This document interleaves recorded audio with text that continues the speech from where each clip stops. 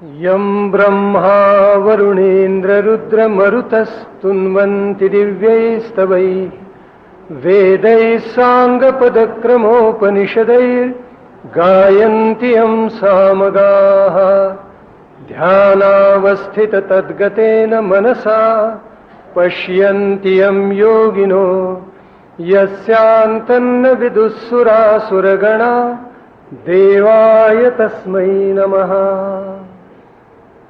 वंशी विभूषितकरात् नवनीरदाभात् पीताम्बरादरुणबिम्ब फलाधरोष्ठात् पूर्णेन्दुसुन्दरमुखात् अरविन्दनेत्रात् कृष्णात् परं किमपि तत्त्वमहं न जाने। अलंकापुरी पुण्यभूमि पवित्र तिथेनान्दतो ज्ञानराजा सुपात्र तयाठवीता महापुण्यराशी नमस्कार माझा सद्गुरु ज्ञानेश्वरासी। पुंडलीकवरदा हरि विठ्ठल श्री ज्ञानदेव तुकाराम पंढरीनाथ महाराज की जय। आदिनाथ महाराज की जय। जय जय रघुवीर समर्थ प्रभु।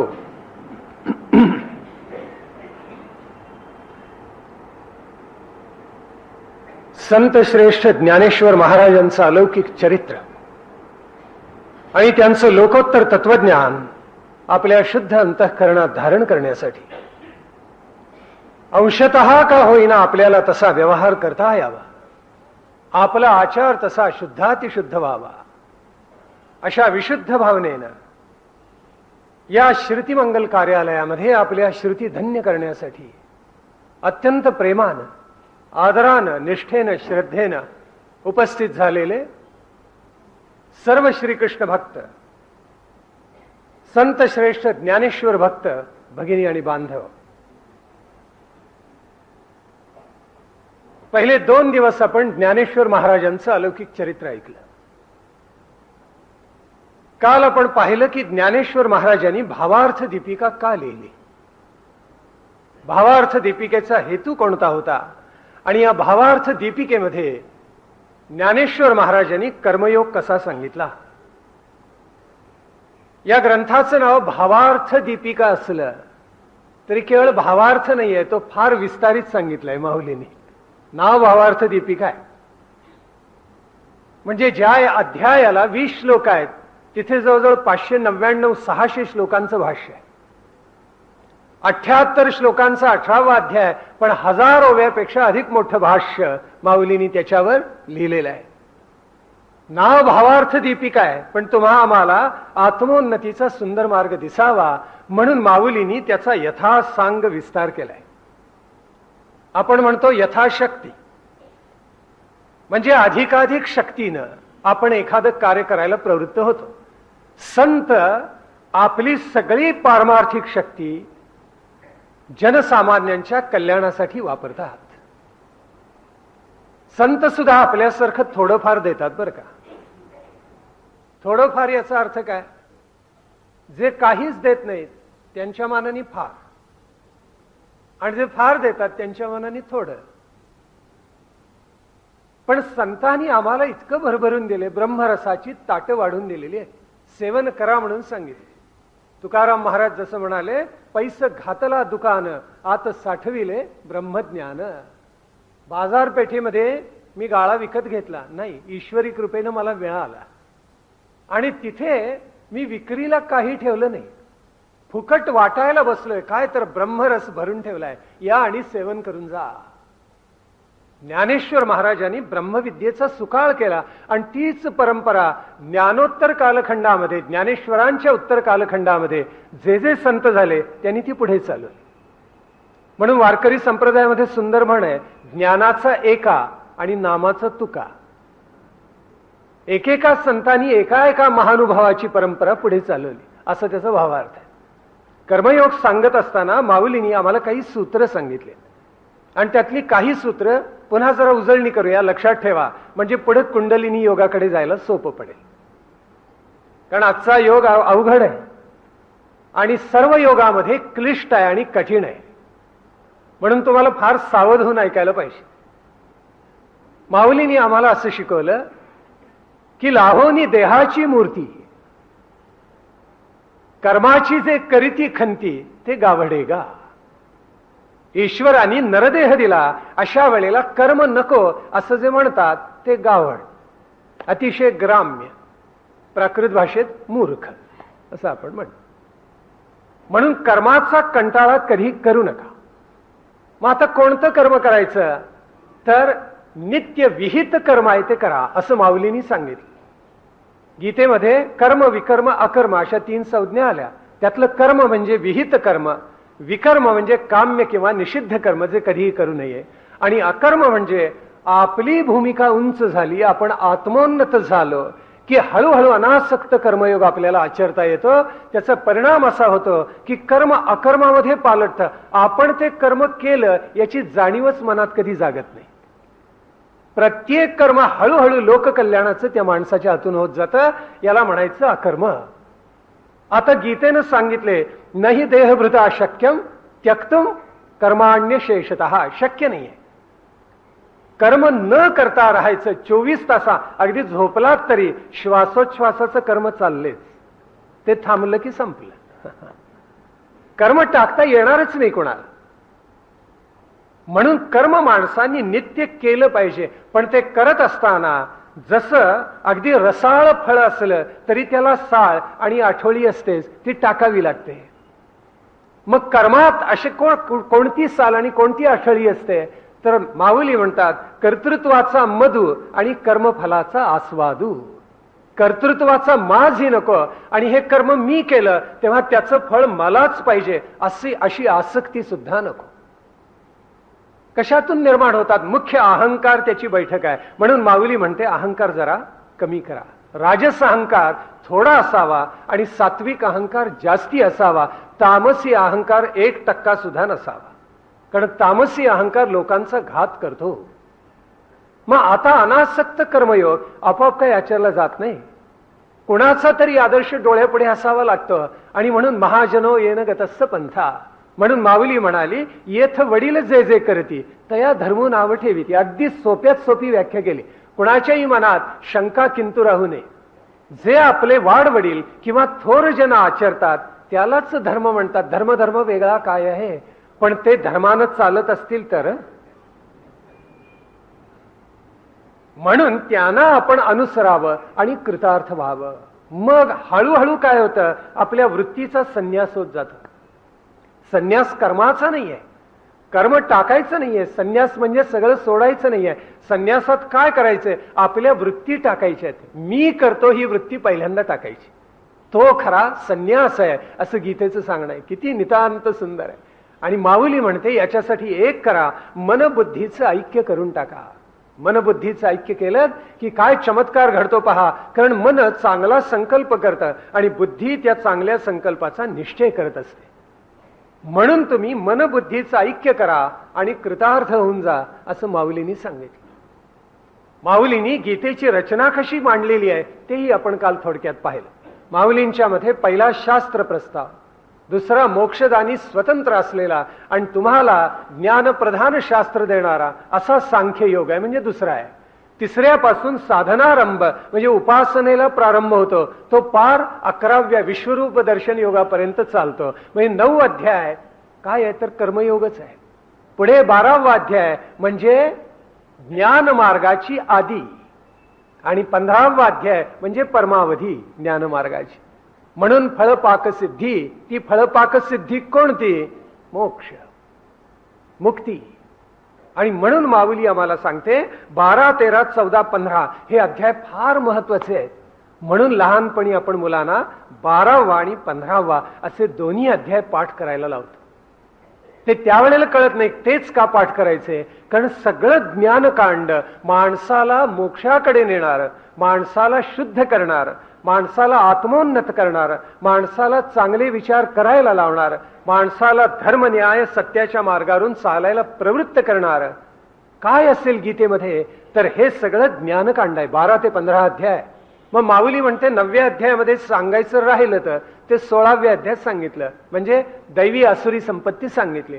आणि पुढे मग शास्त्र कळत नाही पण श्रद्धा आहे, या लोकांची गती काय असं अर्जुनाने विचारलं, म्हणून 17वा अध्याय श्रद्धात्रय विभाग योग सांगितला. आणि शेवटी संन्यास आणि त्याग मला वेगळं सांग असं अर्जुन कृष्णाला बोलला, म्हणून तेव्हा एकाध्यायी गीता भगवंतांनी सांगितली. हा 18वा अध्याय नव्हे असंच म्हणतात ज्ञानेश्वर, एकाध्यायी गीताच आहे, इतका 18व्या अध्यायाचं सामर्थ्य आहे.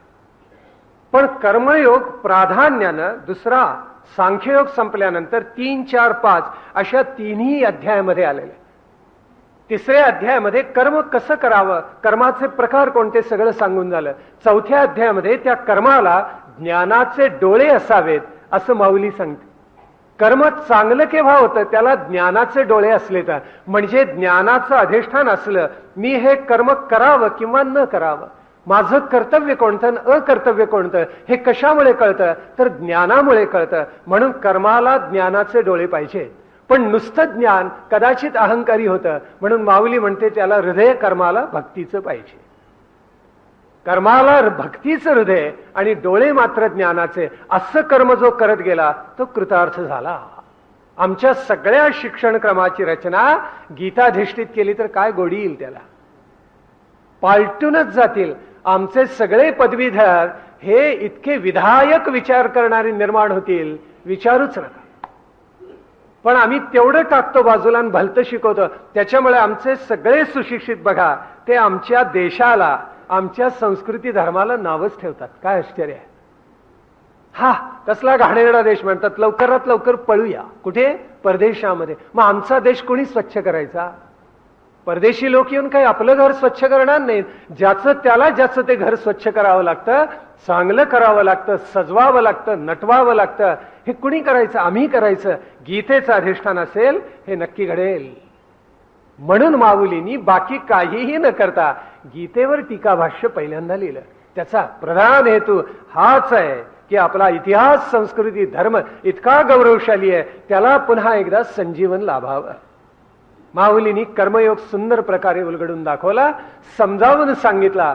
आणि माऊली पुढे ज्ञानाचं अधिष्ठान कर्माला दिल्यानंतर 5व्या अध्यायामध्ये त्या कर्मयोगाची लक्षणं त्यांनी उलगडलेली. आणि माऊली असं सांगते, गीतेनं जसं सांगितलेलं आहे, तो विजितात्मा आहे, तो विशुद्ध आत्मा आहे, तो जितेंद्रिय आहे, सर्वभूतात्म भूतात्मा आहे. आणि पुन्हा कुर्वन्नपि न लिप्यते. कर्म करतो पण त्याचं बंधन त्याच्यावर पडत नाही.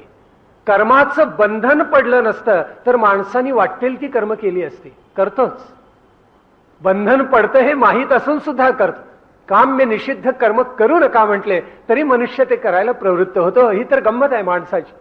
म्हणून माणसानी कर्मयोगी होताना कसं व्हावं? विजितात्मा व्हावं, विशुद्धात्मा व्हावं, जितेंद्रिय व्हावं, सर्वभूतात्म भूतात्मा व्हावं, असं माऊलींनी आणि भगवंतांनी आम्हाला आग्रहाने शिकवलं. आता हे सगळं जर प्राप्त करायचं असेल, जितेंद्रियता प्राप्त करायची असेल तर काय करावं? त्याचं विवेचन आत्मसंयम योगामध्ये आलेलं आहे. आणि माऊलींनी त्याच्यावर फार प्रेमाने भाष्य केले. त्याचं कारण आहे, त्याचं कारण असं आहे की माऊली नाथ पंथातले आहेत. पंढरीची वारी त्यांनी धरली आणि वारकरी संप्रदायाला कृतार्थ केलं. माऊलींच्या अधिष्ठानावर आज वारकरी संप्रदाय इतका विस्तारलेला आहे की त्याची तुलनाच कशाशी होऊ शकणार नाही. 5-10 लाख वारकरी दरवर्षी आषाढी कार्तिकीला जातात. कोणी निमंत्रण देत नाही, काही नाही, काही नाही, प्रीतिभोजन नसतं, काही नाही. काही नसून सुद्धा माणसं इतकी जातात लक्षावधी. ही माऊलींची पुण्याई आहे, पांडुरंगाची पुण्याई आहे. मग हे मोठं विलक्षण आहे. केवढंच सामर्थ्य आहे माऊलींच्या पुण्याईत. म्हणून माऊली माऊली म्हणून वेडावलेला वारकरी धावत जातो, ज्ञानोबांची पालखी चालवतो, आळंदी ते पंढरपूर पायी चालतो आणि शेवटी विठ्ठल माऊलीच्या चरणी मिठी घालतो. हे सामर्थ्य माऊलींच्यामुळे मिळालेलं आहे वारकरी संप्रदायाला. पण माऊलींचा उगम मूळ सूत्र जर कुठे असेल तर ते नाथ संप्रदायामध्ये आहे. आणि नाथ संप्रदाय हा आपल्या भारतामध्ये जे प्रधान संप्रदाय आहेत त्यातला एक आहे. नाथ संप्रदाय हा निर्गुणी संप्रदाय, तो सगुणाची उपासना करत नाही. माऊलींचं कर्तृत्व असं की सगुणोपासना विठ्ठलाची. विठ्ठल खरं तर निर्गुण आहे मुळामध्ये, कारण तो कृष्ण आहे, तो विष्णू आहे, तो चैतन्य परस्वरूपच आहे. आणि तरी सुद्धा माऊलींनी कौतुक असं केलं की निर्गुणी नाथ संप्रदाय आणि सगुणी वारकरी संप्रदाय यांचा अद्भुत संगम घडवला. फार मोठं कौतुक केलेलं आहे. हा निर्गुणी संप्रदाय केव्हा निर्माण झाला? खरं तर नाथ संप्रदायाचं मूळ कुठे आहे? आदिनाथ. आदिनाथ म्हणजे शंकर. तेव्हा शंकर हा अनादी आहे, अनंत आहे. आणि त्याच्यामुळं हा संप्रदाय केव्हा सुरू झाला अवघड आहे सांगणं. पण इतिहास आम्हाला असं सांगतो की साधारण 10व्या शतकामध्ये 9व्या शतकामध्ये याला प्रारंभ झाला. शिवशक्ती यांची एकात्मता नाथ सांप्रदायिक सिद्ध अनुभवत असतात. आणि म्हणून ते काय सांगतात? शिवस्य अभ्यंतरे शक्ती. शिवाच्या अंतरंगात कोण आहे? शक्ती. शक्तेर अभ्यंतरे शिव. शक्तीच्या अभ्यंतरी कोण? अभ्यंकरी नाही, अभ्यंतरी असं मी म्हटलं. कोण आहे? तर शिव आहे. म्हणजे दोघं अद्वैत स्वरूप आहे.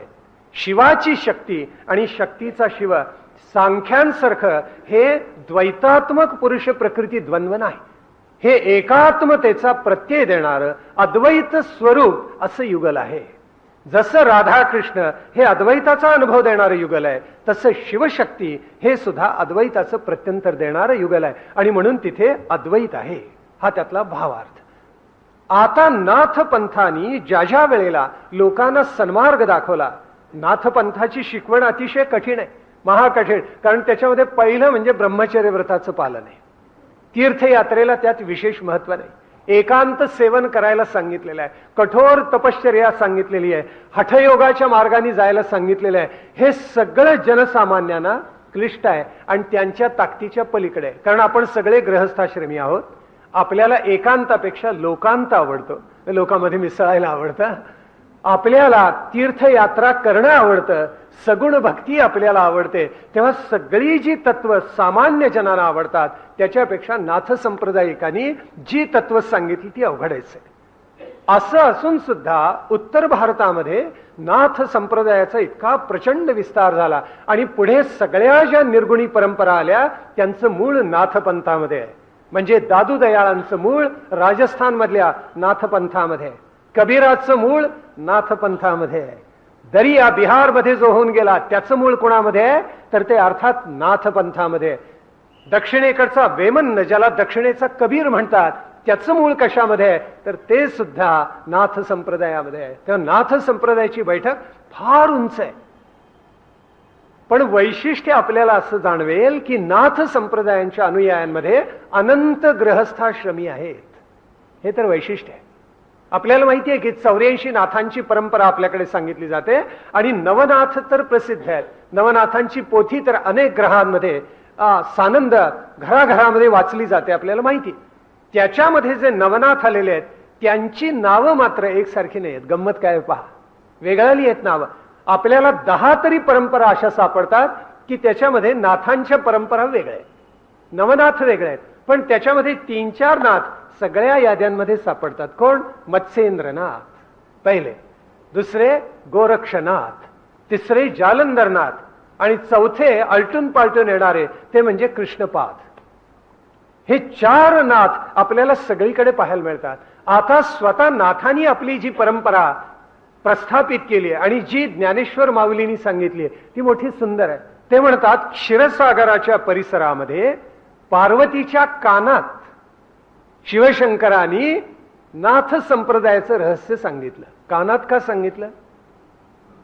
इदम ते ना तपस्काय ना भक्ताय कदाचन. भगवंतांनी पुढे सांगितलेलं आहे हे अभक्ताला, अश्रद्धाला, तरकटाला कधीही सांगू नये, त्याच्या कानावर सुद्धा पडू नये. कारण तो देवाला निवृत्त कराच म्हणतो. केवढं आश्चर्य आहे खरं. साधी कुठलीही कृती मानवी घेतली तरी त्याचं नियोजन करावं लागतं आणि त्याच्या मागे कारण असतंच. इतकी प्रचंड विश्व जगामध्ये अनंत विश्व आहेत असं शास्त्रज्ञ मान्य करतात. मग त्याचा नियंता कोणीतरी असला पाहिजे की नाही, त्याचं कारण सूत्रबद्ध चालवणारा कोणी असला पाहिजे की नाही. आपल्याला एक उदाहरण सांगतो. उदाहरण इतकं सुंदर आहे. आपल्याकडे एक थोर शास्त्रज्ञ होऊन गेले, जगदीशचंद्र बोस, आपल्याला माहिती आहे. आणि त्यांनी जगाला थक्क केलं आपल्या बुद्धिमत्तेनं. त्यांनी वनस्पतींवर संशोधन केलं आणि वनस्पतींवर संशोधन करत असताना माणसाला जशा संवेदना असतात, माणसाला जशी झोप येते, माणसाला जशा आवडीनिवडी असतात, तशा अंशात्मक झाडांना असतात, तरुवेलीना असतात, असा सिद्धांत त्यांनी प्रस्थापित केला. आणि त्यांचं वैशिष्ट्य असं की त्यांनी जी प्रयोगशाळा उभारली ती प्रयोगशाळा सर्व भारतीय लोकांच्या मदतीने उभारली. एकाही परदेशी माणसाला त्यांनी बोलावलं नाही. पेटंट त्यांनी आपल्या लोकांना मिळवून दिलं, राष्ट्राला समर्पित केलं. पण त्याही पेक्षा जगदीशचंद्र बोसांचं एक कौतुक असं आहे, त्यांनी जी प्रयोगशाळा निर्माण केली त्या प्रयोगशाळेच्या बाहेर एक वाक्य कोरलेलं आहे. आपल्याला आश्चर्य वाटेल. त्यात त्यांनी काय म्हटलेलं आहे, यात होणारं संशोधन आणि ही प्रयोगशाळा सर्वश्रेष्ठ परमेश्वराला समर्पण. शास्त्रज्ञ म्हणतायत. किती बुद्धिमान शास्त्रज्ञ होऊन गेला तोही असं म्हणतं. आणि आम्हाला वाटतं जगन्नियंता हा असतो, कार्य कारण भाव असलाच पाहिजे, कारणाशिवाय कार्य दिसणार नाही. ज्या अर्थी सृष्टी निर्माण झाली अनंत प्रकारे अनंत शास्त्रज्ञ संतांनी आचार्यांनी हे मान्य केलेलं आहे. हा त्यातला भावार्थ. म्हणून हे जे रहस्य आहे ते अभक्ताला, अश्रद्धाला, ज्याची निष्ठा नाही त्याला सांगू नये म्हणून पार्वतीच्या कानात सांगितलं. पण योग असा की तिथे एक मत्स्य होता आणि त्यांनी ते ऐकलं. त्यामुळे भगवान शंकरांनी त्याच्यावर कृपा केली. मत्स्य याचा काही विशेष अर्थ नाथ संप्रदायामध्ये आहे आणि म्हणून त्याला मत्स्याचं रूपक दिलं, एवढाच त्यातला भावार्थ. मत्स्य म्हणजे तो खराच मत्स्य होता असं समजू नका, रूपक आहे ते. आणि भगवान शंकरांनी मग त्यालाही कृतार्थ केलं, तो मत्स्येंद्रनाथ झाला. आणि नाथ संप्रदायाचं तत्वज्ञान त्याला आदिनाथापासून मिळालं. तो पुढे गेला, त्याला चौरंगी भेटला, हातपाय नसलेला, त्याला परिपूर्ण मत्स्येंद्रनाथानं केलं. मत्स्येंद्रनाथानं आपला उपदेश गोरक्षनाथाला दिला, गोरक्षांनी गहिनीनाथांना दिला, गहिनीनाथांनी निवृत्तीनाथांना दिला आणि निवृत्तीनाथांनी ज्ञाननाथांना म्हणजे ज्ञानेश्वरांना दिला. अशी ही परंपरा आमच्यापर्यंत गुरुकृपेनं येऊन पोचली असं ज्ञानेश्वरांनी 18व्या अध्यायामध्ये 1751 ओवी पासून पुढे 58 पर्यंत सांगितलेलं आहे. 18व्या अध्यायामध्ये आपल्याला ती परंपरा वाचायला मिळते. आता ज्या वेळेला ही परंपरा पुष्ट होत गेली, समृद्ध होत गेली, त्यावेळेला प्रत्येक कर्त्यानं त्यातल्या त्या परंपरेमध्ये भर टाकलेली. मत्स्येंद्रनाथांचं चरित्र अलौकिक आहे की मत्स्येंद्रनाथांना मत्स्यरूपाने उपदेश मिळाला हे आपण पाहिलं. पण त्यांच्याबद्दलची एक आख्यायिका आहे आणि ती आपल्या सगळ्यांना ज्ञात असेल. ती आख्यायिका अशी आहे की सिंहल द्वीपामध्ये मत्स्येंद्रनाथ योग प्रसारार्थ गेलेले होते आणि तिथली जी राणी होती ती अतिशय पराक्रमी, अतिशय लावण्यवती, तरुण, सद्गुणी अशी होती. वेगवेगळी नावं सापडतात पण तिचं नाव म्हणे तिलोतला असं होतं. तेव्हा त्या तिलोतलाने अतिशय प्रेमाने त्यांचं स्वागत केलं आणि त्यांना तिथे ठेवून घेतलं. आणि ती म्हणाली, एवढा हा अलौकिक युगात्मा आपल्या इथे आलाय, याची शिष्य परंपरा असणार. आणि म्हणून तिनं काय केलं, आज्ञा अशी केली की यापुढे एकाही पुरुषाला सिंहल द्वीपात प्रवेश मिळणार नाही. मनात भाव असा होता की मत्स्येंद्रनाथांनी परत न जावं इथं. गोरक्षनाथांना ज्या वेळेला समाधीमध्ये हे कळलं की मत्स्येंद्रनाथ सिंहल द्वीपात आहेत आणि तिलोतलेच्या मोहपाशामध्ये सापडलेले आहेत, त्यावेळेला त्यांनी एक अद्भुत केलं. त्यांनी बाळाचं रूप धारण केलं, लहान बालक झाले, वामन रूप धारण केलं आणि सिंहल द्वीपात पुरुषाला बंदी होती, लहान मुलांना बंदी नव्हती. लहान बालकाचं रूप धारण करून ते आत गेले आणि एक गणिका नृत्य करण्यासाठी राजसभेमध्ये निघालेली होती. त्यावेळेला तिच्याबरोबर हे गेले, गोरक्षनाथ गेले आणि जाताना पखवाजियाचं रूप धारण केलं. आणि ज्या वेळेला ती गणिका नृत्य करायला लागली, गाणं म्हणायला लागली, त्यावेळेला हे पखवाज वाजवत होते. आणि आपल्याला माहिती आहे की तबल्यावर किंवा पखवाजावर नाना बोल काढता येतात. तर त्यांनी बोल काढायला सुरुवात केली की चलो मच्छिंदर गोरखाया. ते ऐकल्याबरोबर म्हणे एका तंद्रीमध्ये असलेले मत्स्येंद्रनाथ एकदम जागे झाले आणि त्यांनी तिलोतलेवर कृपा वर्षाव केला, पण सांगितलं आता मी इथे राहणार नाही, आणि सिंहलद्वीप सोडून ते बाहेर पडले. कदाचित या नाथपंथीयांच्यामध्ये एक तंत्राची पद्धत आहे, तांत्रिक आहेत, काही वामाचारी आहेत आणि पंचमकाराचं ते पूजन करतात, ते अतिशय घृणास्पद आहे. त्याचा पूर्ण बिबड मत्स्येंद्रनाथ आणि गोरक्षनाथांनी केला. नाथ संप्रदायाची उदात्त भव्य परंपरा कुणी चालवली असेल? निवृत्तीनाथ आणि ज्ञानेश्वर महाराजांनी चाललेले, शुद्धातिशुद्ध करून टाकलेले. मग मत्स्येंद्रनाथांनी आपलं सगळं ज्ञान हे गोरक्षनाथांना दिलं. आणि आपल्याला कथा तीही माहिती असेल, कारण गोरक्षनाथांच्या संदर्भातली आख्यायिका आहे. काय आख्यायिका आहे? की मत्स्येंद्रनाथ एका घरामध्ये गेलेले होते आणि तिथे संतती नव्हती. संपत्ती आहे पण संतती नाही. त्यावेळेला सरस्वती नावाची गृहिणी त्या घराची मत्स्येंद्रनाथांना शरण गेली. त्यावेळेला मत्स्येंद्रनाथांनी थोडीशी विभूती घेतली, त्या माऊलीच्या हातावर ठेवली आणि सांगितलं, श्रद्धेनं सेवन कर, तुझ्या पोटी एक महान पुत्ररत्न जन्मालय. ज्या वेळेला मत्स्येंद्रनाथ बाहेर पडले, घरच्या लोकांनी सांगितलं, वेडी का काय तू, कोण बोहालेला काय, विभूती काय देतो अंगारा आणि तू सेवन काय करते, फेकून दे. आणि तिला इतकं मनोमन पटलं, तिनं उकिरड्यावर ते टाकून दिलं. 12 वर्षांनी मत्स्येंद्रनाथ माघारी, अलख निरंजन, मी तुला विभूती दिली ती त्याचं काय केलं सांग, पुत्र कुठे आहे दाखव. त्यावेळेला तिचे हातपाय लटपटले आणि ती शरण गेली आणि तिनं झालेला प्रकार सांगितला. त्यावेळेला मत्स्येंद्रनाथपणे तिथे गेले आणि राखेचा ढीग असा पसरलेला होता सगळा, त्याच्यातून गोरक्षातून त्याला बाहेर काढला, त्या रक्षेतून त्याला रक्षण करून बाहेर काढला. असं रूपक आहे बरं का, रक्ष आणि रक्षा अर्थ ध्यानात आला असेल. त्यातून तो बाहेर काढला म्हणून त्याचं नाव गोरक्षनाथ असं झालं. गोरक्षनाथांनी उत्तरेकडे इतकं लोकोत्तर काम केलेलं आहे. गोरक्षनाथांनी नाथ संप्रदायावर जवळजवळ 40 ग्रंथ लिहिलेले आहेत. त्याच्यामध्ये गोरक्ष पद्धती आहे, सिद्ध सिद्धांत पद्धती. ही प्रत्येक ज्याला कुंडलिनी योगाचा अभ्यास करायचा आहे, हठयोगाचा अभ्यास करायचा आहे, त्यांनी सिद्ध सिद्धांत पद्धती वाचलीच पाहिजे. त्याच्याशिवाय त्याचं अध्ययन अपूर्ण आहे. कारण हा पंथ सिद्धमत म्हटलं जातं, सिद्ध योग म्हटलं जातं, सिद्ध संप्रदाय म्हटलं जातं, याला योगमत म्हटलं जातं, याला योग मार्ग म्हटलं जातं, याला नाथ संप्रदाय म्हटलं जातं. नानाविध नावं त्या त्या कालखंडामध्ये निर्माण झाली. पण द्विवेदींनी उल्लेख असा केलाय, हजारी प्रसाद द्विवेदींनी, शंकराचार्यांचा अपवाद वगळता, आदि शंकराचार्यांचा अपवाद वगळता गोरक्षनाथांइतका श्रेष्ठ महानुभाव या भारतात निर्माण झाला नाही. इतकं लोकोत्तर कार्य गोरक्षनाथांनी केले. खरं तर आमची भूमी इतकी संपन्न आहे की लोकोत्तर महात्मे अनेक संप्रदायांनी, अनेक धर्मांनी निर्माण करून ठेवले. हिंदू धर्माचं भाग्य असं आहे की इतके लोकोत्तर महापुरुष इथे निर्माण झालेले.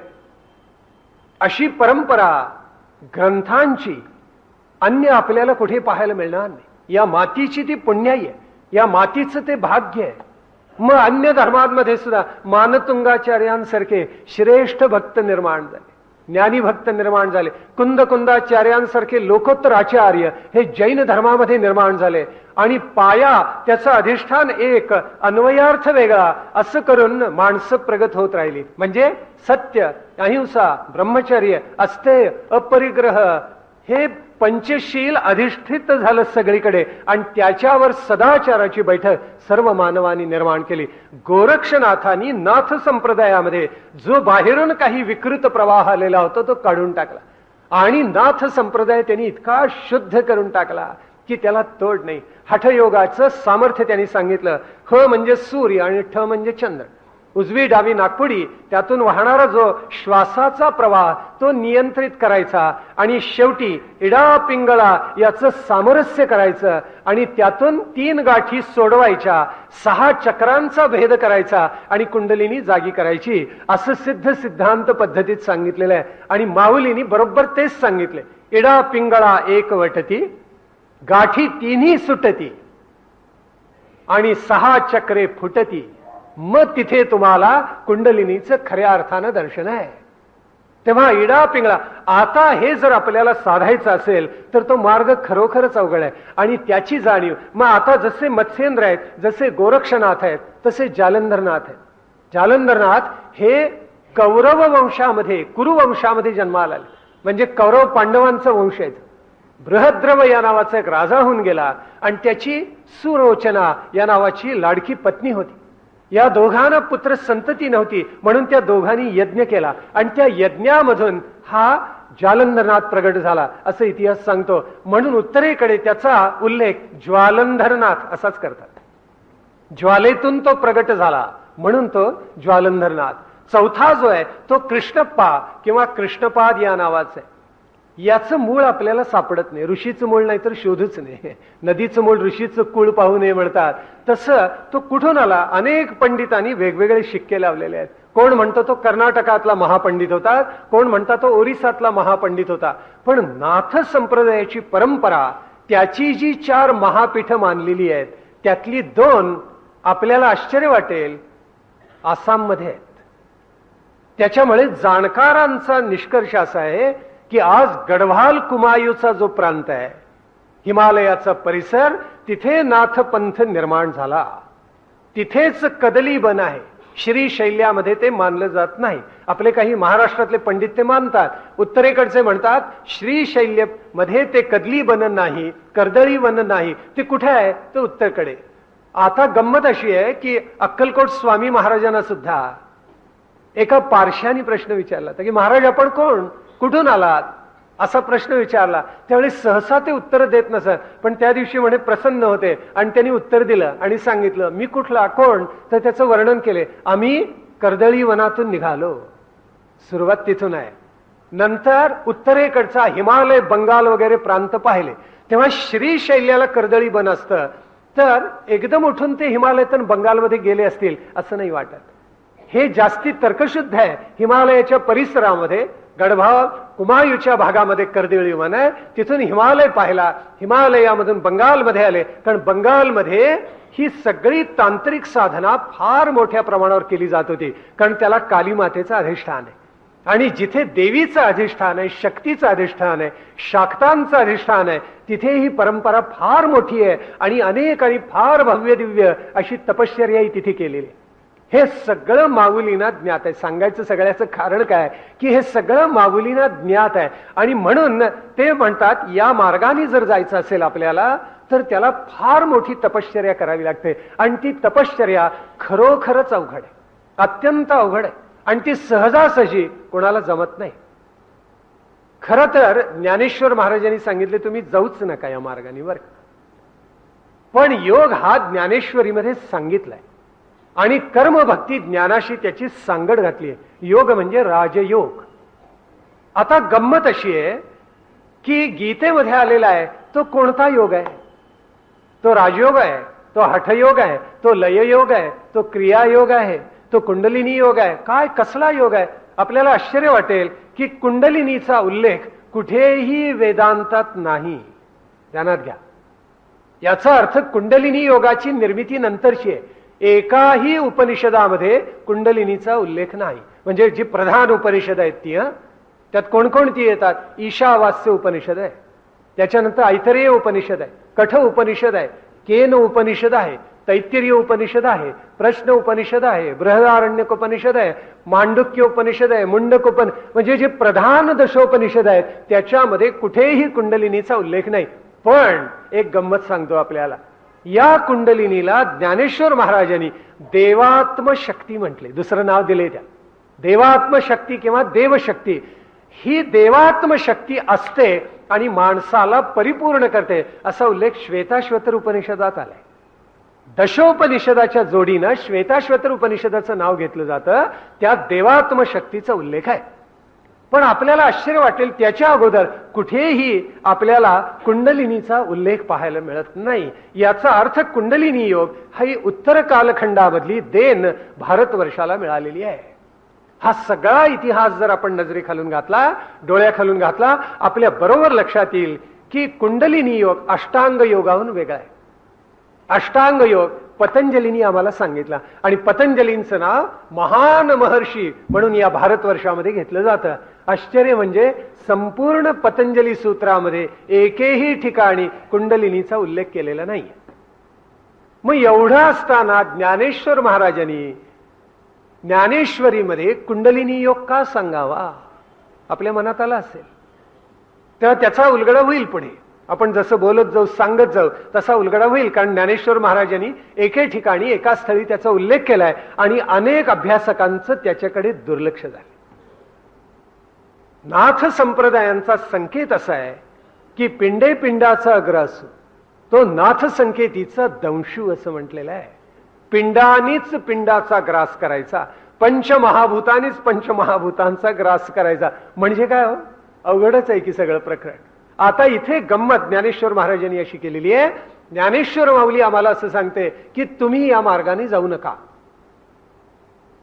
ज्याला पूर्वजन्माची पुण्याई आहे, ज्याला तेवढा योग्यतेचा सद्गुरू लाभलेला आहे, त्यांनीच या मार्गाने जावं, अन्य कुणी जाऊ नये. का बरं? हा मार्ग फार अवघड आहे असं ज्ञानेश्वर महाराज सांगतात. योगाची ये वाटा जे निघाले गा सुभटा तया दुःखाची या वाटा भागा आला. हे वचन महत्वाचं आहे, लक्ष आहे ना? कारण हे वचन फार महत्वाचं आहे.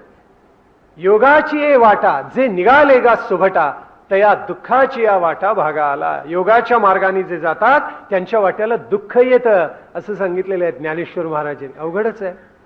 कारण ज्ञानेश्वर महाराज काय सांगतात, इथे तहान लागली तर काय प्यायचं? तहानच प्यायची. भूक लागली तर काय खायचं? भूकच खायची. जमेल? साधारण 7:45 झाले, 8ला 10 मिनिटं कमी आहेत म्हटलं की पोटाची जाणीव होते अनेक श्रोत्यांना. अशी गंमत होऊन जाते. आणि तहान लागली तर तहान प्यायची, भूक लागली तर भूक खायची.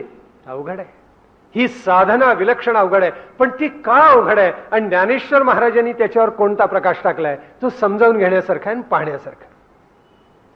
पहिले 5 अध्याय गीतेचे झाल्यानंतर ज्ञानेश्वर महाराजांनी ज्या वेळेला 6व्या अध्यायावर भाष्य करायला प्रारंभ केला त्यावेळेला खूप उदंड सांगितलेलं आहे. योग विभवाचं 6वा अध्याय भांडार आहे असं त्यांनी म्हटलेलं आहे. हे गीतार्थाचं सार आहे. म्हणजे माऊलींच्या मनात काय आहे बघा, त्यावेळेला म्हणतायत, माऊली म्हणतायत योग विभवाचं हे भांडार आणि वैभव आहे जे मी तुमच्या पुढे प्रगट करून दाखवणार आहे. आणि हे काय आहे? गीतार्थेचं सगळं सार रूप आहे. म्हणजे 6वा अध्याय त्यांच्या दृष्टीने किती महत्वाचा आहे हे तुमच्या बरोबर लक्षात येईल. माझा मराठाची बोलू कौतुके परी अमृतातेही पैजा जिंके 6व्याच अध्यायात सांगितले माऊलीनी. आणि पुढे सुद्धा आपल्याला आश्चर्य वाटेल, भगवंताची व्याख्या त्यांनी केलेली आहे. तो भगवंत कोण तेही 6व्या अध्यायातच सांगितलेलं आहे. आईका यशश्री अवदार्य ज्ञान वैराग्य ऐश्वर्य हे साही गुणवर्य वसती जेथ म्हणून तो भगवंत. यशश्री अवदार्य ज्ञान वैराग्य ऐश्वर्य अशा 6 गुणांनी जो मंडित आहे म्हणून तो षडैश्वर्य संपन्न आहे ना. कान्होबा तुझी घोंगडी चांगली अमासिका दिली वांगली रे. ज्ञानेश्वर महाराजांनी बरोबर म्हटलेलं आहे की तुझं वैभव, तुझी जी घोंगडी आहे ती कशी आहे? ती ऐश्वर्य संपन्न आहे. षडगुणाचे गोंडे त्याला जोडलेले आहेत. आणि आम्हाला मात्र अमासिका दिली वांगली रे. आम्हाला जन्म मृत्यूचं चक्र आहे, त्याच्यामुळे देहाचं फाटकं वस्त्र आम्हाला का दिलंस असा प्रश्न माऊलींनी विचारलेला आहे. त्याच्यामध्ये फार मोठा अर्थ आहे. 6व्या अध्यायाने तो उलगडून दाखवलेला आहे. आता 6व्या अध्यायाला प्रारंभच असा झालाय की सगळा अनासक्त कर्मयोग तुम्हाला सांगून झाला. अनाश्रित कर्मफलम कार्यम कर्म करोती हा. इथूनच 6व्या अध्यायाला प्रारंभ झाला. कर्म कसं करावं तर अनासक्त करावं असं सांगितलेलं आहे. ते केलं की तुम्ही योगी झालात. कुर्वन्नपि न लिप्यते. कर्म करून सुद्धा त्याचा बंध तुम्हाला पडत नाही. मग आता हे कर्म कसं करावं, तुम्ही योगी होण्यासाठी काय करावं? 3ऱ्या श्लोकात भगवंत आम्हाला सांगतात की तुम्हाला निष्काम कर्म साधणं हे फार महत्वाचं आहे. आणि तुम्हाला जर योगी व्हायचं असेल तर निष्काम कर्माचाच आश्रय करायला पाहिजे. म्हणजे योग साधे तोपर्यंत निष्काम कर्मयोग आणि योग साधल्यानंतर शम. पुन्हा सांगतो, सावधान ऐका. योगी होण्यासाठी निष्काम कर्मयोग आणि योगी झाल्यानंतर शम म्हणजे शमदमादी संपत्ती. शम आहे, दम आहे, तितिक्षा आहे, श्रद्धा आहे, समाधान आहे, उपरती आहे. ही सगळी संपत्ती प्रत्येकानं आणि नित्यानित्य विवेक आहे तोही आपल्याला धारण करता आला पाहिजे. शम याचा अर्थ इंद्रियांचं योग्य प्रकारे दमन. एकनाथी भागवतामध्ये नाथांनी लिहून ठेवले त्वचा पाहे मृदूपण. बरोबर आहे की नाही सांगा. म्हणून लाकडी खुर्चीत कोणी नाही बसत. शक्यतो खाली गादी घरी असली टेकून बसलो झकासपैकी दूरदर्शनचा कार्यक्रम बघायला. आता कसं खाली बसायला लागतं, फरशी आहे इथे, त्याच्यावर सतरंजी आहे, गादी असतं तर किती बरं झालं असतं असं काही जणांच्या मनात कदाचित विचार येत असेल. कारण टोचतं पायाला आणि मग मांडी 2-4 वेळेला बदलावी लागते. असंही होतं. त्वचा पाहे मृदूपण उदरवांची पूर्ण अन्न, पंचपक्वान्न माणसाला हवी असतात. आणि श्रवण मागती गायन मधुरध्वनु आलापू. कुठलंही इंद्रिय काढून बघा, दशेंद्रियाचं ते मागतच राहणारच. हा भावार्थ आहे त्याच्यामधला. म्हणून ते मागणं कमी करणं हाच योग. आपल्याला सारख्या इच्छा मनामध्ये येत असतात. सकाळी उठलो रे उठलो की मग दूरदर्शनचा एखादा कार्यक्रम, त्याच्या जोडीला चहा, काही तर तोंड न धुता घेतात म्हणे आणि स्वतःला सुशिक्षित म्हणतात. पुन्हा केवढं नवल आहे, सुसंस्कृत म्हणतात, केवढं आश्चर्य. बर ते होते न होते वृत्तपत्र लागतं, त्याच्याशिवाय चैन नाही पडत. एखाद दिवशी त्या कामगारांना सुट्टी असली 26 जानेवारी 15 ऑगस्ट आणि दुसऱ्या दिवशी वृत्तपत्र आलं नाही की मनुष्य अस्वस्थ झाला. असं होतं माणसाचं. बर ती इच्छा वृत्तपत्र वाचावी उदित झाली, चहाची इच्छा उदित झाली आणि चहाचं सेवन केलं, वृत्तपत्र वाचलं की त्याचा उपशम झाला. तो उपशम होतोय तोपर्यंत नाश्ता, देह आहे तोपर्यंत या इच्छा सारख्या उदित होत राहणार. तो संपतोय तोपर्यंत घाई असते, पुन्हा स्नान केलं पाहिजे, कार्यालयाला जायला पाहिजे, मध्ये जेवण असतं. दिवसभर तुमच्या इच्छा सारख्या उदित होत असतात आणि त्यांचं उपशमन करावं लागतं, अन्यथा मनुष्य अस्वस्थ राहतो. चहा वेळेवर मिळाला नाही डोकं दुखतं. हे भावनिक आहे जास्ती, खरं शरीराचं नाहीये, पण माणसाला होतं तसं. मग आता चहा पिला पाहिजे, उपशमन केलं पाहिजे. बघा अनुभवाने किती लोक हसतायत. प्रत्येकाचा अनुभव आहे, आश्चर्य आहे खरोखर. पण मग एक इच्छा उदयाला आली आणि शमली, मागून 100 इच्छा डोकं वर काढून उभ्याच आहे. योग म्हणजे आपल्याला सोप्यात सोपं करून सांगतो, अशा ज्या इच्छा उदित होतात त्या 2 इच्छांमधला कालखंड वाढवत नेणं म्हणजे योग. म्हणजे इच्छा कमी कमी करत न्यायच्या. एक इच्छा शमली, लागोपड दुसरी नाही, तिला म्हणायचं जरा थांब, बाहेर दाराबाहेर उभी राहा, आत घेणार नाही तुला. असं ज्याला म्हणता येतं त्याला योग हळूहळू साधत जातो. 2 इच्छातलं अंतर वाढवत नेणं हाच योग आहे. त्याला शम संपत्ती धारण करावी लागते. शम म्हणजे इंद्रियांना माघारी वळवायचं, अंतरंगाकडे वळवायचं. बाह्य जगत पाहिलंस, आता अंतरंग त्याच्यापेक्षा किती गोड आहे पहा. पण मनुष्य बघत नाही. तो पंचेंद्रियांचे विशेष सेवन करतो. 5 कर्मेंद्रिय, 5 ज्ञानेंद्रिय आपल्याला माहिती आहेत. कोणकोणती आहेत? हात, पाय, वाणी, उपस्थानी पायू, ही 5 कर्मेंद्रिय. आणि आपले 2 कान, 2 डोळे, नाक, जिव्हा आणि त्वचा, ही 5 ज्ञानेंद्रिय. आणि या 10 इंद्रियांचा स्वामी कोण? तर आपलं मन. ही 11 इंद्रिय माणसाला फरफटत नेतात. काही काही वेळेला मनुष्य दूरदर्शन पुढे बसतो, 2-2.5 तास गेल्यावर त्याच्या लक्षात येतं अरे वेळ वाया गेला, काहीच पाहण्यासारखं नव्हतं. आणि पुन्हा उठून म्हणतो इडियट बॉक्स. मग इडियट कोण? दूरदर्शन तर कधीच असं म्हणत नाही की माझ्या पुढे बसा, माझे कार्यक्रम बघा. मग बसणारा इडियट का कोण? हे घडतं माणसाच्या हातून. म्हणून इच्छा लांब न्याव्यात. शम म्हणून मनाला अंकुश लावावा, तो शमानी लावावा. दमानी इंद्रिय त्यांच्या त्यांच्या गोलकामध्ये नेऊन पुन्हा प्रस्थापित करावी. हे ज्याला जमलं त्याला योग जमला. माऊलींनी याच्यावर फार सुंदर भाष्य केले. माऊली काय सांगते आम्हाला? ती म्हणते हा जो योगाचा डोंगर चढायचा आहे तो खरंच अवघड आहे. कसं चढायला पाहिजे त्याला? माऊलींनी सांगितलेलं आहे की पहिल्यांदा त्याचा पाया कोणता? यम आणि नियम. यम नियम. आता यम मगाशी 5 सांगितले, सत्य, अहिंसा, ब्रह्मचर्य, अस्ते आणि अपरिग्रह. ऋताधिष्ठित खरं बोलणं म्हणजे सत्य. हा त्याला प्रत्येकाला विशेष अर्थ आहे आणि तो नीट समजावून घेण्यासारखा. कल्पना अशी करायची, सज्जन तुमच्या आश्रयाला येऊन लपला आणि मागून गुंड आले आणि त्यांनी विचारलं तो सज्जन तुमच्या घरी लपलाय काय? मग तुम्ही काय सांगणार? हो आज जा, मारा, लवकरात लवकर मारा, असं सांगणार का? का त्यावेळेला खोटं बोलणार? नाही बाबा, इकडे कुणीच आलेलं नव्हतं, आम्हाला काही माहिती नाही.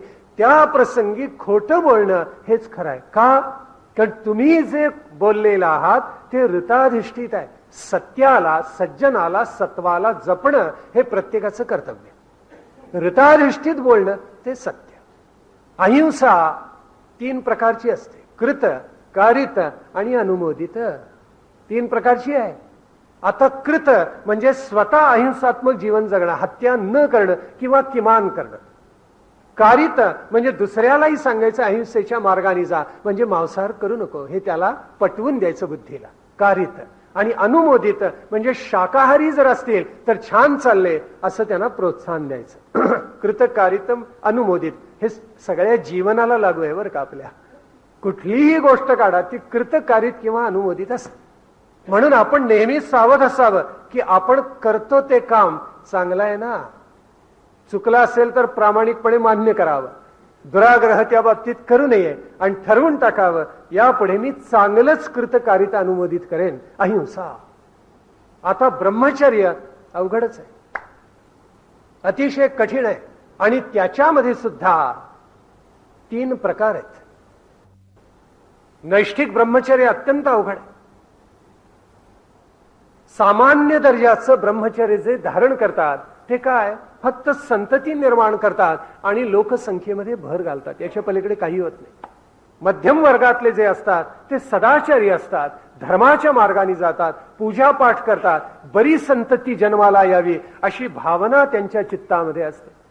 ते तिर्यक रेतस असं म्हणतात. अधो रेतस कनिष्ठ पातळी, तिर्यक रेतस मध्य पातळी आणि ऊर्ध्व रेतस ही त्यातली सर्वोच्च पातळी आहे. त्याच्यामध्ये सुद्धा प्रजाकाम, ऋतुकालाभिगाम गमन करणारे हे मध्यम, प्रजाकाम आणि सगळ्यात वरचे जे असतात ते इतके लोकोत्तर महात्मे असतात की त्यांच्या पोटी जर संतती जन्माला आली तर ती सामान्य जन जसे वाढतात तशी वाढत नाही. पंचाग्नी विद्या अभ्यास करण्यासारखी आहे, फार मोठं शास्त्र आहे. फक्त आता एवढंच सांगतो, सामान्य संतती सारखी ती संतती होत नाही, म्हणजे पोटात गर्भ वाढत नाही.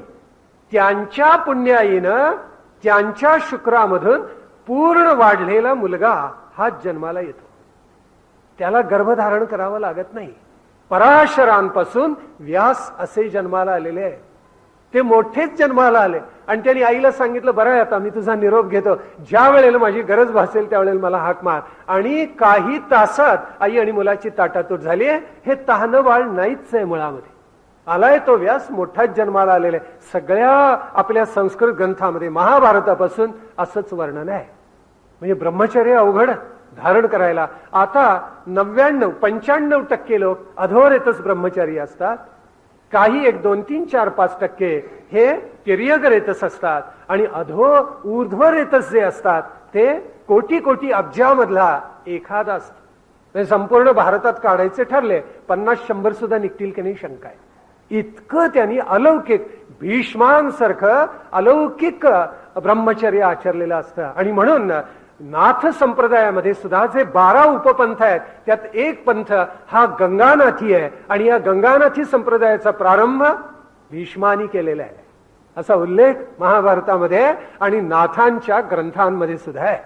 3 झाले, सत्य, अहिंसा, ब्रह्मचर्य, अस्तेय आणि अपरिग्रह. अस्तेय म्हणजे चोरी न करणं. ती सर्व प्रकारची बरं का, बोलण्यानं करायची नाही, मनानी करायची नाही, प्रत्यक्ष तर अजिबात नाही. अपरिग्रह म्हणजे आवश्यकतेपेक्षा जास्ती संग्रह करायचा नाही. प्रापंचिक माणसाला संग्रह करावाच लागतो, त्याच्याशिवाय त्याला जगता येणं अशक्य आहे. पण उगाच असं नाही करायचं की 1 पोतं धान्य हवं असेल 100 पोती दडवून ठेवायची नाही. मग हा अपरिग्रह नव्हे, हा पापात्मक परिग्रह झाला. म्हणून यम कठोर, कारण यमाचं सगळं नातं आपल्या समाजाशी आहे. लक्षात आलं का? यम म्हणजे सामाजिक नियम. आणि मग शौच आहे, स्वाध्याय आहे, संतोष आहे, ईश्वर प्रणिधान आहे, हे सगळे नियम आहेत. नियम म्हणजे व्यक्तिगत नीतिमत्ता. माऊली म्हणते यमनियम म्हणजे त्या योगाच्या डोंगराचा पाय आहे. आसन म्हणजे काय आहे? पाऊल वाट आहे वर जायची. प्राणायाम म्हणजे पाऊल घसरेल अशी वाट तिथे सुरू होते. प्रत्याहार म्हणजे तुटलेला कडाच आहे, तिथून बहुतेक माणसं खालीच पडतात असं माऊली म्हणते. कोण तिथे जगतात, टिकतात आणि वर जातात? तर ज्याला अभ्यास करता आला, ज्याला वैराग्य साधलं, तो वैराग्याच्या नखानी पक्का धरतो प्रत्याहाराचा कडा, आणि मग वरती गेल्यावर मग धारणेचा प्रशस्त रस्ता त्याला मिळतो, आणि मग उंचवट्यावर जिथे त्याला जाऊन पोचायचे तो ध्यानाचाही मार्ग सापडतो, आणि मग त्याला निर्विकल्प समाधीमधून परमात्म्याचा लाभ होतो. अर्थ असा झाला, माऊलींना अष्टांग योग मान्यच आहे, नाहीतर विवेचन ज्ञानेश्वरीमध्ये आलंच नसतं. मग आता असा जो महात्मा आहे, जो या मार्गाने जातो, तो खरंच श्रेष्ठ असतो. आता यांनी काय काय करावं? पहिल्यांदा एकांतातलं स्थळ शोधावं. असा जो मार्ग आचरतो त्यांनी अभ्यासाला काय काय करावं? जितात्मनः प्रशांतस्य परमात्मा समाहितः म्हटले ना, सुख दुःख मान अपमान सगळं सारखं मानणारा असा हा महात्मा होऊन जातो. एक सहज उदाहरण आठवलं, आपल्याकडे पंडित मदन मोहन मालवीय होऊन गेले.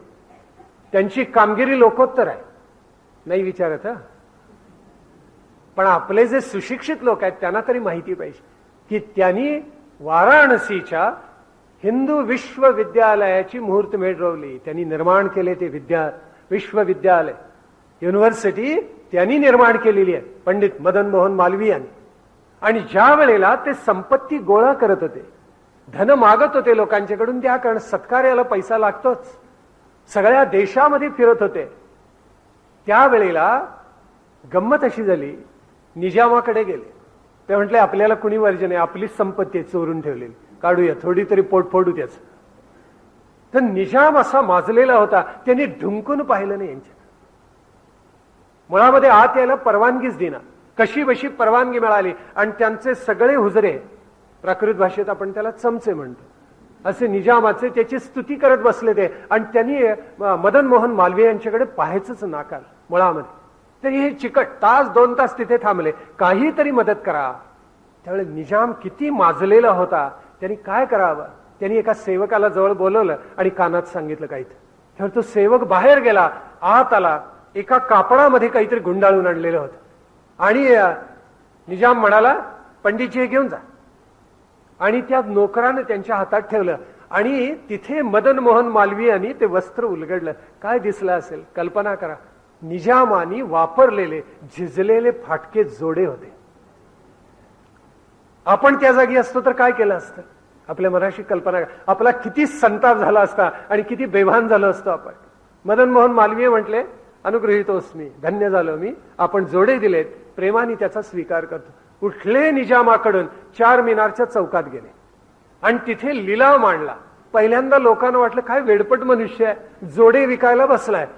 आणि मग हसले. अहो म्हटले जोडे सामान्य नाहीत का, निजामाचे जोडे आहेत. हा क्यों भाई ऐसी बात है? षटकर्णी वार्ता झाली, सगळे लोक वेड्यासारखे धावायला लागले हैदराबाद मधले की अरे निजामाच्या जोड्यांचा लिलाव होतोय. आणि ही वार्ता निजामापर्यंत गेली. जोड्यांनी मारल्यासारखं झालं त्याला. त्यांनी आपल्या मेहण्याला बोलवलं घाईघाईनं. तो म्हणाला ये बम्मन तो भलताच खवीस निघाला, धावत जा अगोदर आणि त्याला म्हणावं जोड्यांचा लिलाव थांब, तुला किती पैसे पाहिजेत तेवढे देत. 10 लाख रुपये मुकाट्याने मोजले निजामाने.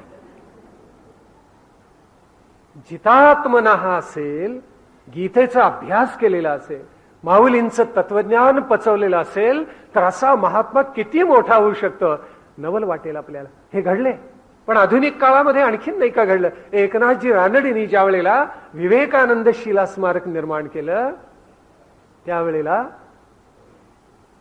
1-1 रुपया द्या म्हणत होते सगळ्यांकडे. घरटी 1 रुपया द्या, सगळं निर्माण. दान मागत होते 1-1 रुपये, जास्ती नको मला. पण बिर्लांच्याकडे गेले ते, बिर्लांच्याकडे गेले ते. आणि बिर्लांनी आपल्याला नवल वाटेल, स्वतः नव्हते ते, पण यांची चिकाटीन त्यांच्या कामाचं स्वरूप पाहिलं आणि ते म्हटले मी 25 लाख रुपये देतो तुम्हाला. अट एकच, त्या शिला स्मारकाचं नाव बिर्ला शिला स्मारक असेल. त्यावेळेला एकनाथजी रानडेंनी सांगितलं क्षमा करा मला, एक लोकोत्तर महापुरुष आपल्या या मातीत झाला, त्याच्या नावाचंच ते स्मारक असतं. एका घरातून 25 लाख येण्यापेक्षा 25 लाख घरातून 1-1 रुपया आला तरी मला चालेल. एकनाथजी रानडेंचं उत्तर आहे. पण पुढे नवल असं घडलं की 25 लाख रुपये लाथाडून ते परत आले आणि बिर्ला शेठना इतकं आश्चर्य वाटलं की 25 लाख नाकारणारा एक अनासक्त महात्मा आपल्या दारात येऊन गेला, आपल्यातून फार मोठी चूक झाली म्हणून नंतर एकनाथजींना सन्मानपूर्वक बरोबर बोलवलं आणि विनाअट 25 लाख रुपये दिले. ज्याला गीतेचा पाया आहे ना, तो आयुष्यात असा मार्ग काढतो की त्याला तोड नाही. म्हणून माऊली म्हणते हे महात्मे कसे असतात, सुख दुःख मान अपमान सगळे गिळलेले असतात आणि म्हणून अष्टांग योगाच्या मार्गाने प्रगत होतात. पण प्रगत होत असताना यांना कोणता अभ्यास करावा लागतो? हा अभ्यास अवघड आहे, सोपा नाहीये, फारच अवघड आहे. समजावून घ्या थोडासा. माऊली म्हणते अशी प्रसन्न जागा नदीच्या काठाला निवडावी, नास्तिकाला तरी त्याच्या मनामध्ये भक्तिभाव निर्माण व्हावा अशी जागा शोधावी. तिथे गेल्यानंतर माघारी परतायला लागूच नाहीये असं करावं. दुसरं, तिथे एकदा गेल्यानंतर पाणी वर्षभर विपुल आहे की नाही ते पाहावं, निर्झर झुळझुळ वाहतायत की नाही पाहावं. तिथे पोपट नसावेत. योग्याची काय खूण सांगितली आहे बघा.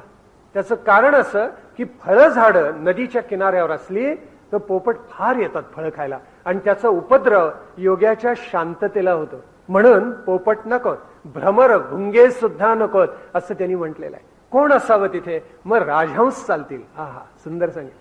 चक्रवाक पक्षी चालतील. कोकिळेचा अतिशय मधुर असा स्वर तिथे निर्माण झाला तरी चालेल, यांना परवानगी आहे. आणि मग स्थळ असं असावं की एकांतातला मठ असावा किंवा त्याच्या पलीकडे जाऊन आणखीन काय असावं, शिवमंदिर असेल तर उत्तमच. आपण बऱ्याच ठिकाणी प्रवास केला असेल आणि आपल्या लक्षात आलं असेल की शिवमंदिर ही दुर्गम भागातच असतात, अवघड ठिकाणीच असतात, डोंगरावरच असतात. का? तिथं नाथ संप्रदायाची खूण बरोबर सापडते. आदिनाथाची जर भक्ती करायची असेल, आदिनाथाचं ज्ञान प्राप्त करायचं असेल, त्याच्यासाठी एकांतच हवा. आणि एकांत जर हवा असेल तर थोडं तुम्हाला लांबच जायला पाहिजे. इतर पंथांनी भक्तीला जसं महत्व दिले तसं नाथांनी दिलेलं नाहीये. ते म्हणतात ज्ञानप्राप्तीचं साधन म्हणजे भक्ती आहे आणि मुक्तीचं साधन ज्ञान आहे. म्हणजे भक्ती ही दुय्यमच मानली आहे नाथ सांप्रदायिकाने. पण माऊलींनी कौतुक असं केलं की त्याला ज्ञानोत्तर भक्ती करून पंचम पुरुषार्थ केला. हे ज्ञानोबांचं कर्तृत्व आहे. माऊलींनी अलौकिक करून टाकलं, त्याला तोड नाही. पण माऊली म्हणते शिवमंदिर असेल तर सगळ्यात उत्तम. का बरं सगळ्यात उत्तम? का? त्याच्यामध्ये विशेष भाव आहे. एकांतामधली साधना लवकर फलद्रूप होते, लोकांतामधली साधना बऱ्याच अंशी वाया जाते. म्हणून काही सूत्र आमच्या संतांनी महाविद्यालयात मी समर्थांचं एक सूत्र वाचलं, इतका खोल परिणाम झाला. समर्थ म्हणतात काही गलबला काही निवळ ऐसा कंठीत जावा काळ. म्हणजे केव्हा समाजामध्ये यावं, समाज हलवून टाकावा आणि ती शक्ती धारण करण्यासाठी पुन्हा एकांतात जावं आणि पुन्हा एकदा सामर्थ्य आपलं वाढवावं. काय सुंदर आहे सूत्र. काही गलबला काही निवळ ऐसा कंठीत जावा काळ. खरं ज्यांना या कुंडलिनी योगाचा अभ्यास करायचा आहे त्यांनी याच मार्गाने गेलं पाहिजे. उघड आहे, अगदी सरळ आहे. बर, आता असं स्थान मिळाल्यानंतर तिथे काय करावं? स्थिर सुखम आसनम असं अष्टांग योगामध्ये वर्णन केलेलं आहे. आसन स्थिर असावं आणि बसल्यावर सौख्य प्राप्त व्हावं. ते आसन कसं असावं? माऊलींनी त्याचं वर्णन केलेलं आहे की खाली कोवळे दर्भ घालावे, ते टोचत नाही कोवळे असल्यामुळे. त्याच्यावर मृगाजिन घालावं, हरणाचं कातड घालावं आणि त्याच्यावर काय करावं? मृगाजिनाच्यावर शुभ्र धुतलेलं वस्त्र घालावं आणि त्याच्यावर योग्याने आपलं मस्तक, आपली मान, आपलं मुख, मेरुदंड, आपली बैठक एका सरळ रेषेतील अशा पद्धतीनं बसावं. आता ज्या वेळेला पद्मासन घालून आपण बसतो त्यावेळेला चित्त एकाग्र करायला मदत होते. पण माऊली म्हणते केवळ पद्मासनाने साधणार नाही. त्यांनी 3 बंध सांगितले. एक मूळ बंध सांगितलाय, दुसरा जालंधर बंध आणि तिसरा सांगितलाय गोढीयणा बंध. हे तिन्ही फार अवघड आहेत. का अवघड आहेत आपल्याला सांगतो. मूळ बंध काय आहे? मूळ बंध हा वज्रासनासारखा आहे. वज्रासनामधलं अवघड आसन ते मूळ बंधाला उपयोगी पडतं. म्हणजे काय? आपल्या दोन्ही टाचा या बैठकीच्या खाली उंच करून आधार देऊन टेकवायचे असतात. वज्रासन आपण ज्या वेळेला घालतो त्यावेळेला पायाची पुढची बोट टेकतात आणि मागचे टाचा असतात त्या मूळ बैठकीच्या खाली येतात. किंबहुना उपस्थ आणि पायूच्या मध्ये ज्ञानेश्वरांनी त्याचं इतकं बारीक वर्णन केले, आश्चर्य वाटतं. माऊली म्हणते वर 1.5 बोट खाली 1.5 बोट सोडावं, त्यात 4 बोट जागा असते उपस्थ पायूच्या मध्ये आणि मधल्या बोटावर बरोबर टाचा रोवाव्यात. इतकं बारीक वर्णन केले. असं तुम्ही एकदा रोवलं की अपान वायू तुमचं सगळं शरीर पहिल्यांदा स्वच्छ करायला लागतो. अपान वायूला प्रतिबंध केला जातो आणि अपान वायू तुमचं शरीर शुद्ध करायला लागतो. हा मूळ बंध अतिशय क्लिष्ट आणि अवघड आहे. मग त्याच्यामध्ये नासिकाग्र दृष्टी करावी. म्हणजे काय करावं? वरच्या पापण्या जितक्या खाली पाडता येतील तितक्या पाडाव्यात. नासिकाग्र दृष्टी करावी आणि मन एकाग्र करण्याचा प्रयत्न करावा. मन एकाग्र करणं ही प्रक्रियाच मुळामध्ये फार अवघड आहे, अत्यंत अवघड आहे. मन जितकं एकाग्र करायला जाऊ तितकं ते बंड करून उठतं, उलट होतं. इतर वेळेला जे आठवत नाही ते त्यावेळेला मनाला आठवायला लागतं. अशी गंमत होते. अनेक साधकांना हा अनुभव येतो आणि ती बैठक दृढावायला कित्येक वर्ष जावी लागतात. पण आपल्याला आश्चर्य वाटेल, जालंधर बंधामध्ये अनवठी ही सगळी गळ्यामध्ये रुतवायची असते. आपण हा प्रयोग करून बघा. त्यावेळेला श्वासोच्छ्वासाला अडचण होते. अनवठी जर रुतवली जास्ती तर त्यावेळेला काय होतं? श्वास नलिकेवर दाब येतो. इथे नाही, घरी गेल्यावर करून बघा. कारण ही साधना एकांतातच करायची ना. अनवठी रुतवली मानेमध्ये की श्वास नलिका दबली जाते. ती दबली गेल्यामुळे श्वास घ्यायला अडचणीचं होतं. अवघड आहे. ओढीआणा बंद काय, जालंधर काय, मूळ बंद, सगळं अवघडच. पण माऊली म्हणते हे करून बघा. हे एकदा करायला प्रारंभ झाला आणि त्या शिवणीमध्ये टाचेनी अपान वायूला शरीर शुद्ध करायला वर पाठवलं की मूलाधाराच्या ठिकाणी कुंडलिनी सुप्तावस्थेत असते. ती चेपली जाते आणि संतापानी जागी होते, असं वर्णन केलेलं आहे. ती जागी होते आणि मग जागी झाली. जोपर्यंत झोपलेली असते तोपर्यंत तिला भूक नसते.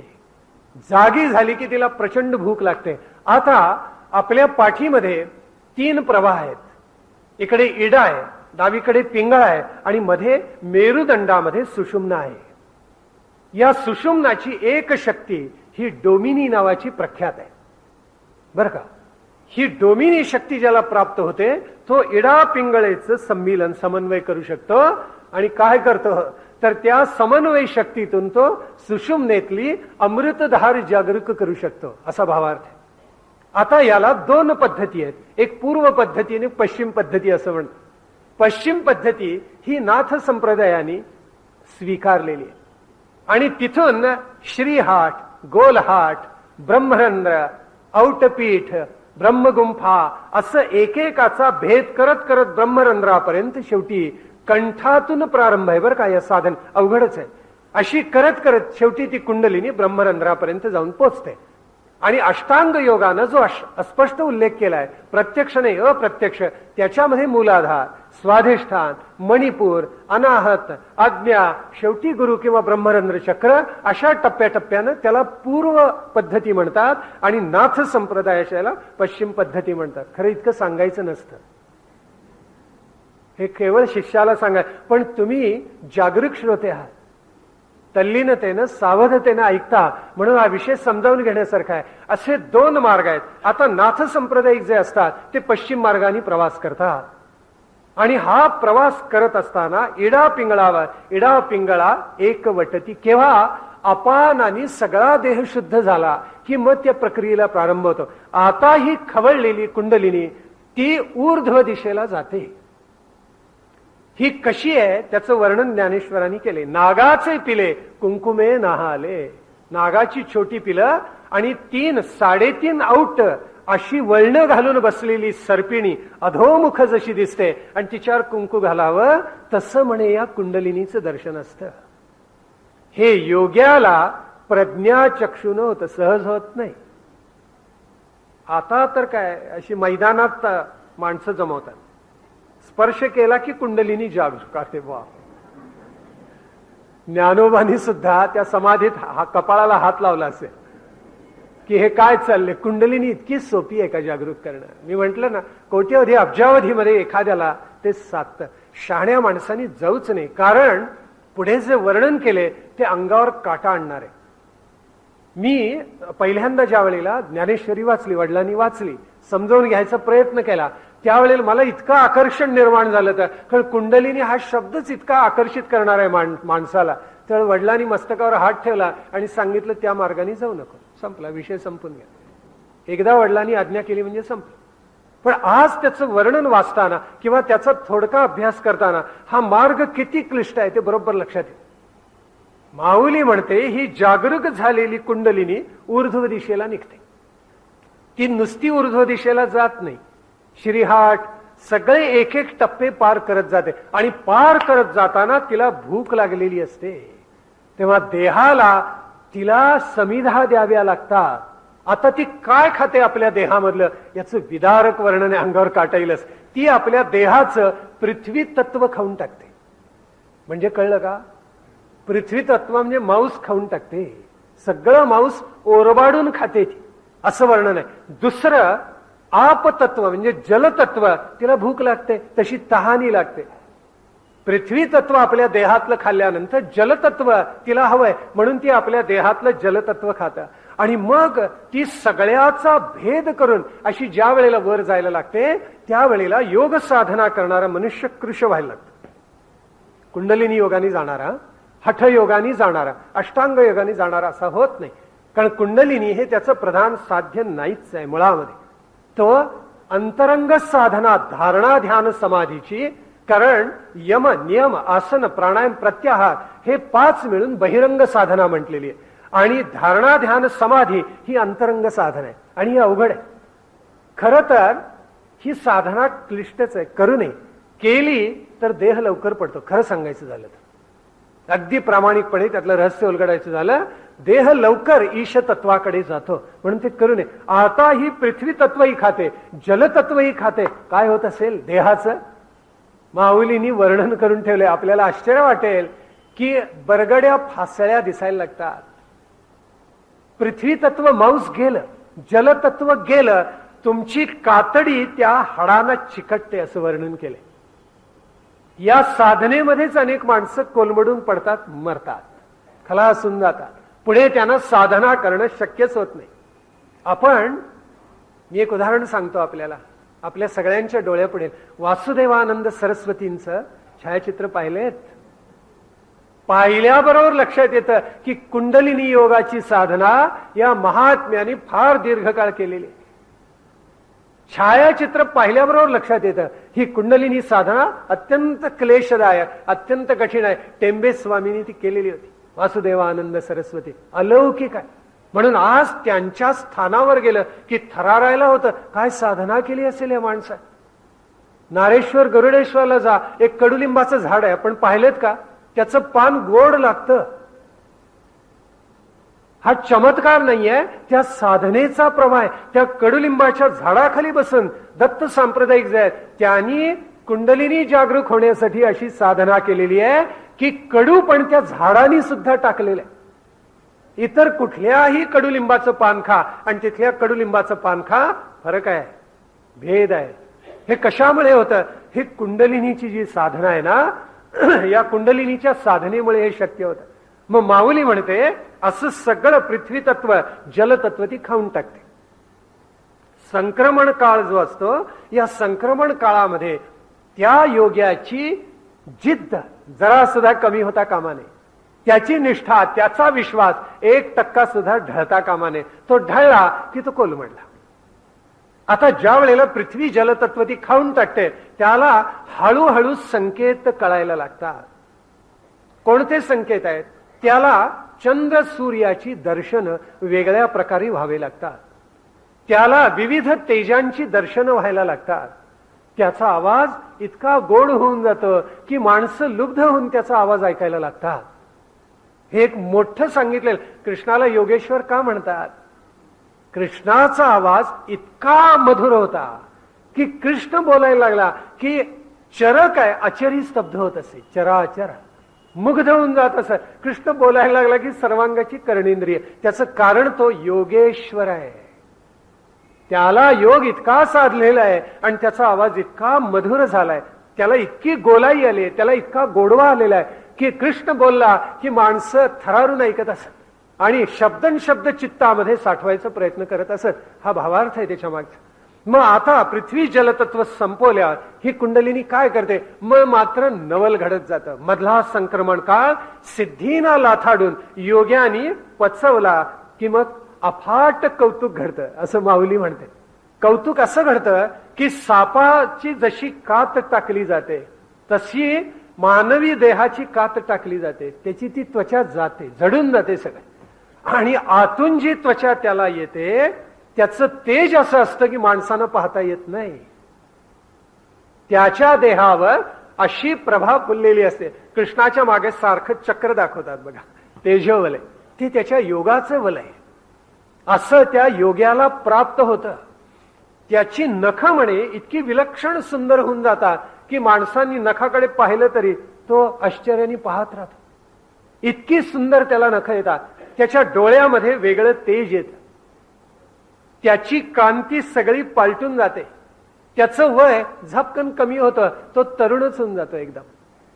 असं तारुण्य त्याला प्राप्त होतं की जे कधी सरत नाही. प्रयोग करू नका तरीही सांगतोय. माणसं फार लोभी असतात, छोट्या छोट्या आमिषासाठी फार मागे धावायचा प्रयत्न करतात. ही जन्मजन्मांतरीची तपश्चर्या, त्याला तारुण्य असं प्राप्त होतं की ते कधीही कमी होत नाही.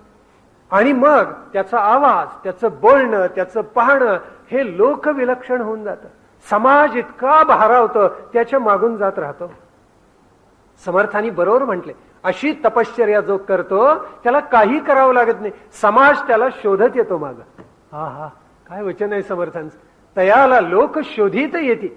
इतकं सामर्थ्य अशा योग्याला प्राप्त झालेलं असतं, पण ते प्राप्त करण्यासाठी तेवढी किंमत त्यांनी अगोदर मोजलेली असते. आता तो इतका तेजपुंज झाला, त्याला काय काय कळतं, काय माऊलींनी वर्णन केले, त्याला समुद्राच्या पलीकडचं दिसतं. यालाच आपल्याकडे चाक्षुष्मती विद्या म्हटलेली आहे. जटायूचा भाऊ जो संपाती होता, या संपातीला चाक्षुष्मती विद्या अवगत होती. आणि ज्या वेळेला सगळे वानर रामायणामध्ये प्रायोपवेशनाला बसले, आपल्या धर्मग्रंथांमध्ये पुराणांमध्ये इतक्या विद्या आल्या आहेत, पुराणातली वांगी समजू नका. संशोधनाला प्रचंड वाव आहे. जसं आपल्याला कळायला लागतं आणि शास्त्र अनुकूल व्हायला लागतात, तसं लक्षात येतं अरे केवढ्या विद्या आपल्या पूर्वजांच्याकडे होत्या. चाक्षुष्मती विद्या, संपातीचे पंख गेले. पण ज्या वेळेला हे सगळे वानर प्रायोपवेशनाला बसले त्यावेळी तो म्हणाला, बरं झालं एक एक मरला, मृत्यू पावला की मी जातो त्याला खातो, नाहीतर मला उपवास बऱ्याच दिवसाचा घडलेला, मला आता उडता येत नाही, पकडता येत नाहीये, त्याच्यामुळे आता वानर पडायला लागले, मरायला लागले की मी त्यांना खातो. आणि हे सगळं चाललं तर त्याचं बोलणं त्यावेळेला हनुमंत, अंगद, नलनील म्हणतायत, पहा बरं काय आश्चर्य आहे. तिथे रामासाठी, सीतेसाठी एका अशा गृध्राने आपला जीव दिला आणि हा मात्र आपल्याला खायला निघाला. त्यावेळेला त्याला चर झालं आणि तो म्हणाला, कुणी जीव दिला? जटायू म्हटल्यावर तो संपाती रडायला लागला आणि तो म्हणाला, अरे तो माझा भाऊ धाकटा, मी त्याचा मोठा भाऊ, तुम्ही कुठे निघाला आहात? मग हनुमंतानी कथा सांगितली, सीतेच्या शोधाला निघालो. मग तो म्हणाला, हात रे वेड्यानो, मला इथून सीता दिसतीये. संपातीचे उद्गार आहे चाक्षुष्मती विद्या. सागराच्या पलीकडे अशोकवनातली सीता त्या संपातीला दिसली. योगा साधनेनं, योगाच्या साधनेनं हे करता येतं. म्हणून माऊलींनी म्हटले की त्याला समुद्राच्या पलीकडचं दिसतं, स्वर्गात काय चालले त्याला अनुभवाला येतं. आणि पुढे जाऊन तर त्यांनी इतकं सुंदर लिहिले, मुंगीचं मनोगत त्याला कळतं. हा काय हो, काय कसा योगी होतं, मुंगीचं मनोगत कळतं. काय साधना झालेली असली पाहिजे, काय उपासना झालेली असली, कोणत्या उंचीला हा महात्मा पोचलेला असला पाहिजे. पहा, हे सगळं अर्जुनाने ऐकलं तो स्तिमित होऊनच बघतच होता. आणि त्यांनी एक प्रश्न केलाय की अहो हे कोण कोणाला असं देतं एवढं वैभव? त्यावेळेला भगवंत असले, म्हणाले, वेड्या रे वेड्या, अद्वैतात कोण कोणाला देणार? ज्याचा त्यांनी अद्वैताचा अनुभव घ्यायचा असतो. बरं, अद्वैतात द्वैत मिसळून जातं, हा अनुभव त्या महात्म्याला आपोआप येतो. मग अर्जुन म्हणाला, भगवंत चंचलम ही मनः कृष्ण प्रमाथि बलवत दृढम तस्याहम निग्रहम मन्ये वायोरिव सुदुष्करम. मुठीत जसा वारा पकडता येत नाही तशी तुम्ही सांगितलेली साधना ही उपासना हठयोगाची अशक्य आहे. आता माऊलींनी इतकी का सांगितली? आपण पहिल्यांदा प्रश्न निर्माण केला. माऊलींनी बरोबर सांगितले.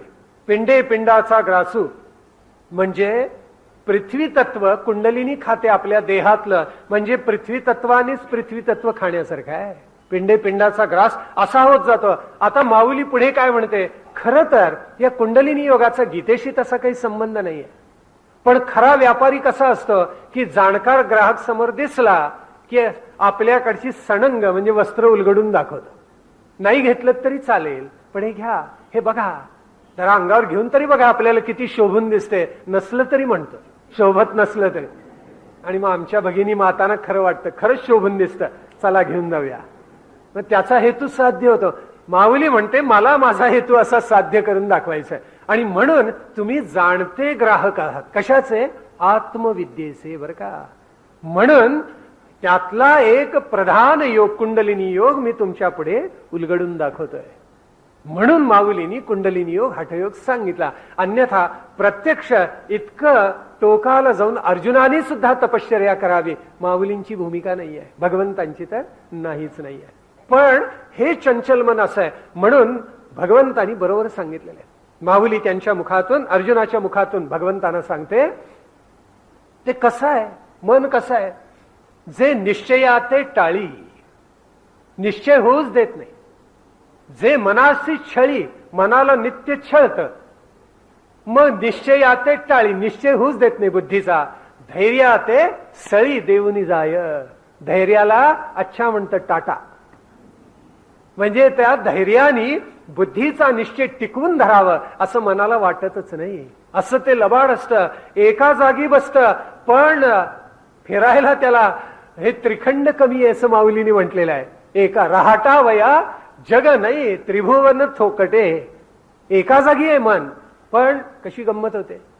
असं घडतं, एखादी गाडी आपण रस्त्यात बघतो, हा इटालियन कोरॅबोलेशन, गेलं इटलीमध्ये मन, एका क्षणात गेलं. काय वेग आहे मनाचा हो. काय काय आठवतं कोणाच ठाऊक मनाला. असं काय काय पाहिल्यावर काय काय त्याच्या मनामध्ये येत असेल, असं घडतं. म्हणजे मन इतके चंचल, रहाटावया त्रिभुवन थोकटे, असं नाचत जातं सगळीकडे. भगवंत म्हणाले बरोबर आहे बाबा तू म्हणतोयस ते, पण अभ्यास आणि वैराग्य या दोन साधनांनी मनाला निवांत करता येतं. हे मन असं एकदा निवांत झालं, त्याला ही तपश्चर्या साधली की पुढे काय घडतं इतकं सुंदर विवेचन केले गीतेमध्ये. आणि माऊलींनी तर फार गोड भाष्य केले, किती प्रेमाने भाष्य करावं. भगवंतांनी सांगितलं, अर्जुनाला शंका अशी आली, भगवंता आम्ही करतो हा प्रयत्न आणि साधना अपूर्ण राहिली तर? फार मार्मिक प्रश्न आहे, हुशार आहे विद्यार्थी. साधना पूर्ण झाली नाही आणि आम्हाला सगळा कुंडलिनी योग अष्टांग योग साधला नाही तर? भगवंतांनी आश्वासन दिले, नाही कल्याण कृत कश्चित दुर्गतीम तात गच्छती. साधना अपूर्ण राहिली तरी तुझं कल्याणच होईल. तेवढी साधना तुला पुढे अनेक उत्तमातले उत्तम जन्माला उपयोगी पडेल. म्हणून शुचीनाम श्रीमताम गेहे योग भ्रष्टो भी जायते. गीतेने बरोबर सांगेल, जे योग भ्रष्ट असतात, भ्रष्ट म्हणजे भ्रष्टाचारातलं भ्रष्टपणा नव्हे, भ्रष्ट याचा अर्थ इथे असा, ज्यांची साधना 70% झाली, 80% झाली, पण 100% झाली नाही, अपूर्ण राहिली. भ्रष्ट याचा अर्थ असे कुठे जन्माला येतात, उत्तमातल्या उत्तम ठिकाणी जन्माला येतात. काही उदाहरणं पाहण्यासारखी आहेत. अत्यंत दरिद्री घरामध्ये पण ज्ञानाची कास जिथे धरली गेलेली आहे, रामकृष्ण परमहंस. जिथे राजयोगी म्हणून चक्रवर्ती असं म्हणून घ्यायचं सामर्थ्य ज्याच्या ठाई आहे, अशा घरामध्ये ते जन्माला येतात. छत्रपती शिवाजी महाराज, ज्यांनी आत्मज्ञान प्राप्त केले आणि पिढ्यानपिढ्या योग साधना केली, स्वतः ज्ञानेश्वर माऊली, असे लोकोत्तर महात्मे योग भ्रष्टोपी जायते शुचीनाम श्रीमताम गेहे. शुद्ध घरामध्ये जिथे आचरण चांगलं आहे तिथे जन्माला येतात. आणि माऊलीने त्याच्यावर फार प्रेमानं भाष्य केले. माऊली म्हणते ते कसे असतात, ज्यांच्या घरामध्ये नीतीच्याच पायघड्या घातलेल्या असतात, त्याच्यावरूनच चालतात, अन्य कशावर चालत नाही. प्रत्येक कर्म शास्त्राधारच करतात. जिथे ज्याची चिंता परमेश्वराची पतिव्रता झालीये अशा घरामध्ये ते जन्माला येतात. अहो काय सुंदर की याच्यापेक्षा आणि गोड काय सांगावं. अमृतधार आहे खरोखर माऊलींचं एक एक वचन म्हणजे. आणि माऊली पुढे जाऊन सांगते त्याला सामर्थ्य असं येतं, तैसे दसेची वाट न पाहता वयसेची या गावा न येता बालपणीच सर्वज्ञता. असं सामर्थ्य त्याला प्राप्त होतं. त्याचं वय वाढावं लागत नाही, त्याला शास्त्रांचा अभ्यास करावा लागत नाही, कारण अनंत जन्मांची तपश्चर्या घेऊन योगाचा अभ्यास करून असतो तुमच्या आमच्या उद्धारासाठी महात्मा अवतीर्ण झालेला असतं. म्हणून बालपणीच सर्वज्ञता त्याला प्राप्त झालेली असते. माऊलींचं चरित्र याला साक्ष आहे, याला प्रमाण आहे. बालपणीच सर्वज्ञता. काय शिकवलं माऊलीनं? कुणी शिकवलं?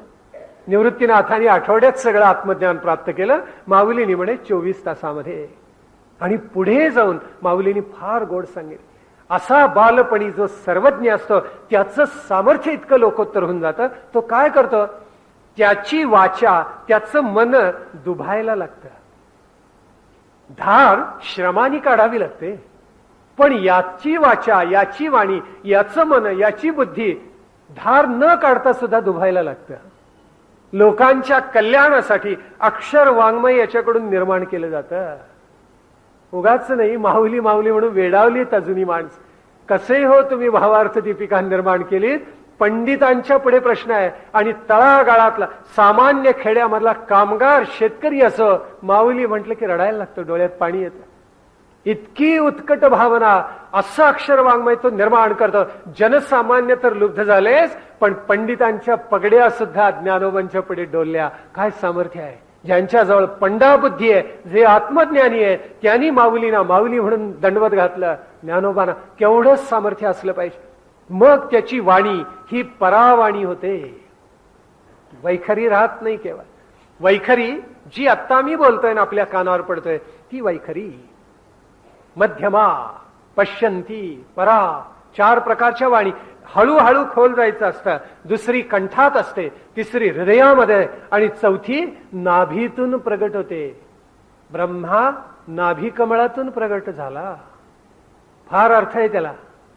नाभीमध्ये परावाणीचं सामर्थ्य असतं, तेव्हा वेदांचं निश्वसित नाभीपासून त्या परमात्म्याने प्रगट केला असा त्याचा अर्थ आहे. ते जे प्रगट होतं ना, म्हणजे अर्थ अगोदर प्रगटच होतं, शब्द कदाचित नंतर सांगतात अरे झालाच आहे अर्थ प्रगट, आता कशाला. द्रष्टे पण प्रगट झालेलं असतं. दूरवरचा इतिहास त्या वाणीनं अगोदरच सांगितलेला असतो. असं लोकविलक्षण घडतं. कालिदासांनी म्हटलेलं नाहीये, जगताचे जे माता पिता त्या शिवशक्तीला मी वंदन करतो. यांचा संगम जिथे आहे तिथे परावाणी प्रगट होणारच. ज्ञानेश्वरांसारखे, तुकोबांसारखे लोकोत्तर महात्मे या भूतलावर ज्या वेळेला येतात त्यावेळेला त्यांनी काय निर्माण करतात? ते परावाणीनं अक्षर वाङ्मय, आणि कधी न मोडणारे अभंग, कधी भंग न पावणारे अभंग निर्माण करत असतात. आणि म्हणून तुकारामांनी जे म्हटले त्याला केवढा अर्थ आहे. मज विश्वंभर बोलवितो. मी नाही लिहित, मी लिहिलं तर ते भंगणारच. पांडुरंगाने लिहिलं, माझ्या मुखातून वदवलं म्हणजे ते अभंगच असणार. याला योगाचा शास्त्र शुद्ध पाय आहे. अर्जुनने हे ऐकलं सगळं आणि रोमांचित होऊन गेला. दुभायला लागली वाणी. आणि मग भगवंत म्हणतात, म्हणून तू आता काय? तस्माद्योगी भवा अर्जुन. हे अर्जुना तू काय कर? तर तू योगी हो. योग कशामध्ये असतो?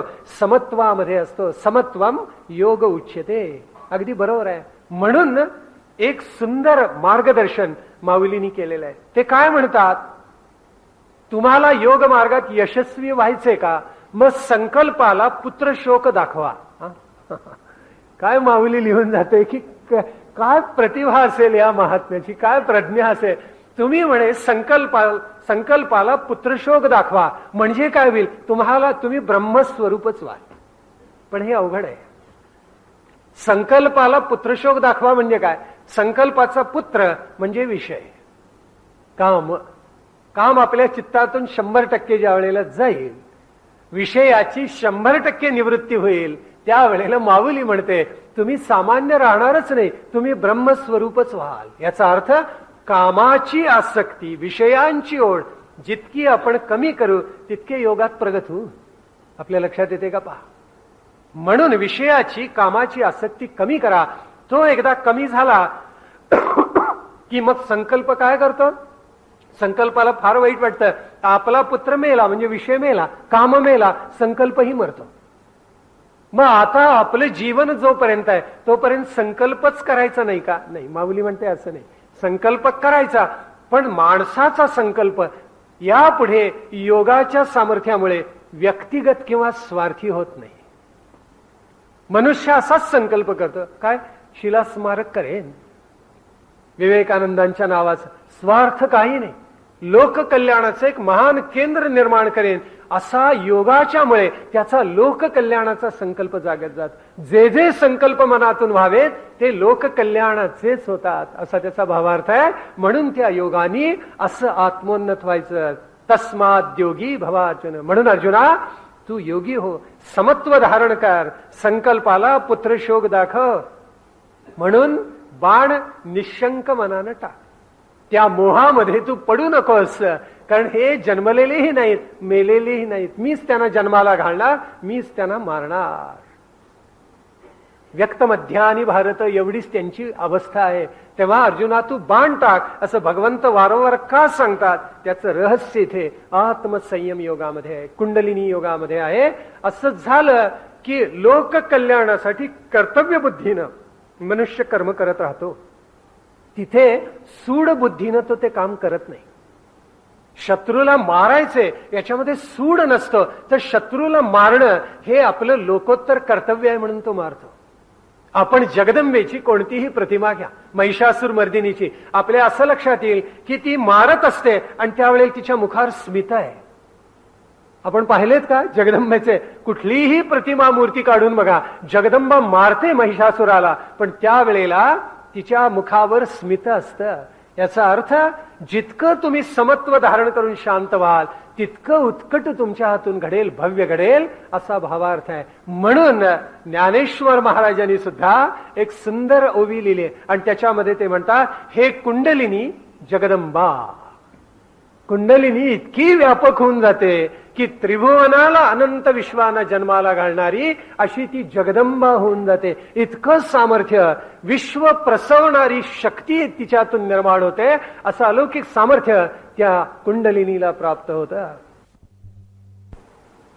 अशा हा कुंडलिनी योग किती भव्य दिव्य असला तरी नितांत अवघड आहे. पण थोडका का होईना आपल्याला आयुष्यामध्ये एका जागी स्थिर सुखमासनाच्या दृष्टीनं प्राप्त करता यावा. अष्टांग योगामधलं यमनियम अंशतः आपल्या जीवनात आले पाहिजे. सत्य, अहिंसा, ब्रह्मचर्य, अस्तेय, परिग्रह आणि त्याच्या जोडीला शौच, संतोष, स्वाध्याय, ईश्वर प्रणिधान, हे सगळं आपल्याला अंशात्मक का होईना प्राप्त व्हायला पाहिजे.